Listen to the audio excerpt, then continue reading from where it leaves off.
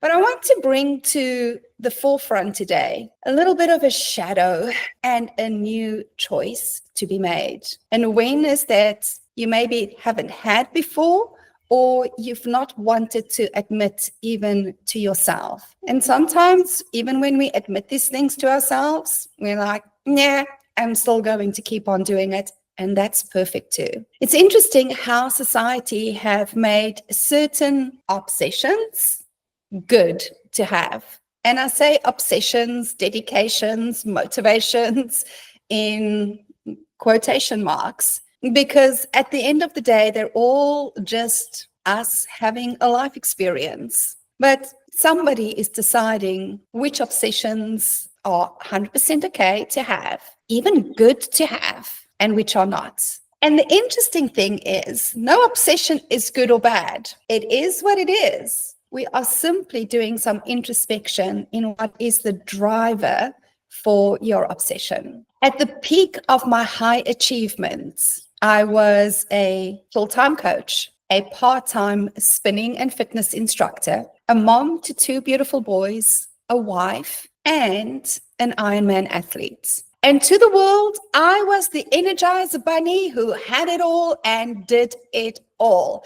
I only ever received applause. Thought I had finally gotten to the point of being the woman I had put on a pedestal in my own mind of who I should be. But the truth of the matter is, every time I got on my bike, every time I laced up my shoes, every time I jumped into the pool, my motivation was escape. I wanted to escape the pain, the emotional pain that was consuming inside of me. I wanted to escape the reality of a very unhappy and dysfunctional marriage. I wanted to escape the shame of not being financially stable at that time. I wanted to escape.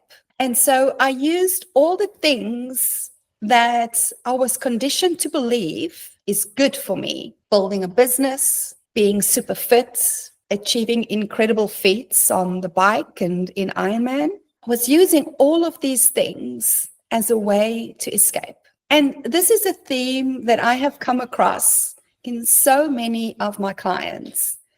Externally, they are being applauded for being successful in whatever their field of focus is, whether it is business or whether it is sport, health, fitness, body shape, whatever the case might be. High achievers exemplify what it is to use society's values to escape. Because even though they were massively successful, they were not extraordinarily happy. And in fact, often spend hours and hours in the office so they didn't have to go back home. Spend hours and hours in the gym so they didn't have to go back home. See, relationships is one of the most challenging areas for a high achiever, because it's the one thing that we don't have absolute control over.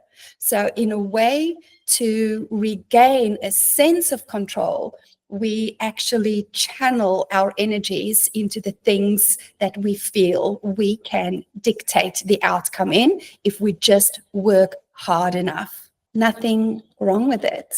We are all on our own personal journeys. This is just about creating awareness. Now, this is also not your permission slip to look at everybody who are doing extraordinary things in the world and go, okay, they are all just trying to escape some kind of shit that's happening at home. That is not always the case, my friend.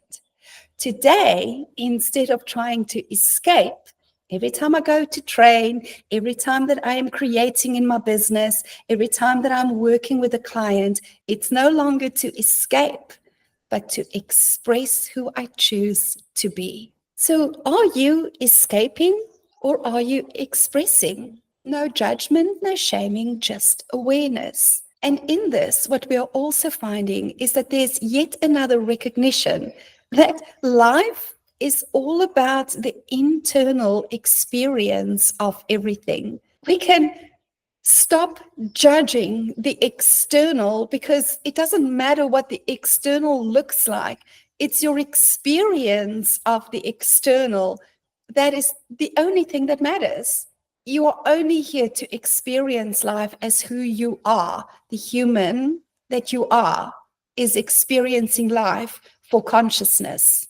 And so you can have $1 million in your bank account, or you can have $5 in your bank account, and you can still experience yourself as rich or as poor. It's all about how you are experiencing life. And my work is singularly focused on supporting my clients on creating intentionally that experience for themselves. The artist is the art, because the artist doesn't escape. The artist expresses. But my invitation to you today is to really sit down and to look at how you are investing your time, how you are investing your energy, where are you taking your actions, and then just, are you doing it to escape, or are you doing it to express?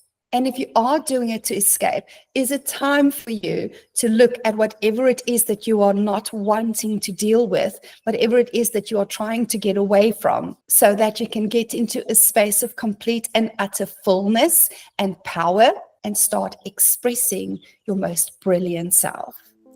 That's it for today's episode of The Masterpiece Effect. But your transformation doesn't stop here. If something resonated, challenged you, or sparked a new insight, I'd love to hear from you. Share your thoughts. Connect with me at ellenaj.com. And if you found value in this conversation, subscribe, leave a review, and share it with someone who needs to hear it. Because life's too short for mediocrity.